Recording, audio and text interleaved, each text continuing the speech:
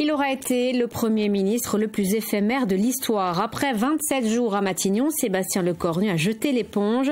Il a remis sa démission au chef de l'État ce matin, moins de 24 heures donc, après avoir annoncé la composition de son gouvernement.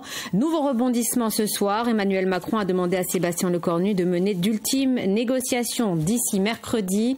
Les derniers éléments avec Jean-Philippe Mattei.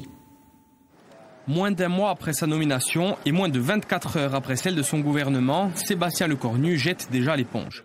Sur les 18 ministres annoncés, 12 étaient reconduits à leur poste. Le désormais ancien Premier ministre avait donc fait le choix de la continuité de son prédécesseur François Bayrou.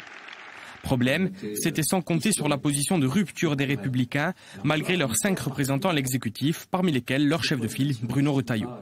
L'explication est claire. Le retour de Bruno Le Maire au gouvernement et la présence d'Éric Woerth en lieu et place de François Rebsamen au ministère de la décentralisation étaient vraisemblablement inacceptables pour les Républicains.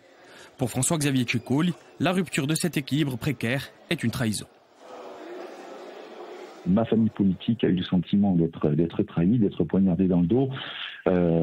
L'arrivée notamment de Bruno Le Maire, mais également de le maintien d'une majorité de macronistes de la première heure, alors que les Français aspirent à un changement, ce n'était vraiment pas la bonne manière pour faire avancer ce pays, malgré la responsabilité qui nous incombe tous de tenir jusqu'en 2027.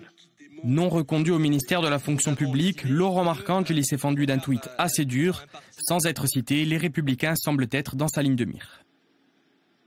La France rencontre une crise démocratique inquiétante. À nous de nous montrer à la hauteur de cette situation périlleuse pour les Français. L'instant est crucial. L'histoire jugera l'attitude de chacun d'entre nous. Quelques minutes après l'annonce de sa démission, Sébastien Lecornu s'est lui aussi exprimé en ce sens. Les partis politiques continuent d'adopter une posture comme s'ils avaient tous la majorité absolue à l'Assemblée nationale. Et au fond, je me suis retrouvé dans une situation dans laquelle j'étais prêt à des compromis, mais chaque parti politique veut que l'autre parti politique adopte l'intégralité de son programme. De son côté, Paul-André Colombagne aurait souhaité trouver davantage de compromis avec la gauche pour sécuriser le gouvernement.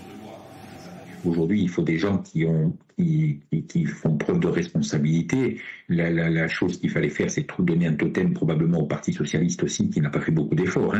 Aujourd'hui, on sait que si on suspend la réforme des retraites, les socialistes peut-être auraient fait des efforts pour ne pas censurer. On ne leur demandait pas de participer au gouvernement, mais au moins sur un accord de non-censure.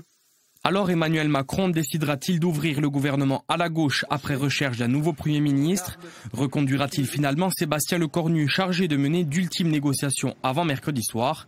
Fera-t-il le choix de la dissolution de l'Assemblée nationale, sachant qu'en cas de législative, une majorité aurait tout de même du mal à se distinguer? Le choix est cornélien.